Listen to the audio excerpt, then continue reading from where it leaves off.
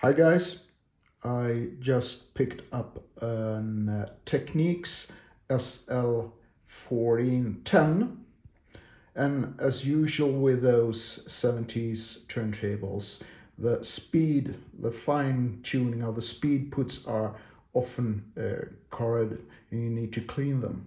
So I picked up a video on the channel here to see if how that was made, and I picked up on 1700 those, or 1300 it was, and that is extremely similar to this one, except that the puts are mounted in a different way.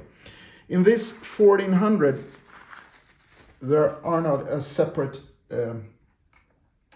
little slots they are mounted on, so they are mounted directly on the plinth, and those two have very little threading on the other side. So, and another thing, when you open them up, they sort of dissolve in one bit carrying the threading and the other bit carrying the track. So they are divided in two and not similar to the video I will link to below.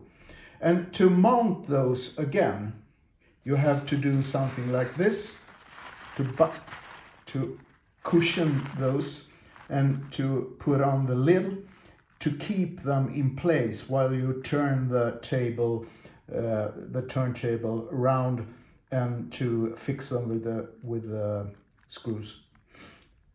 Quite fiddly actually. So there are differences, but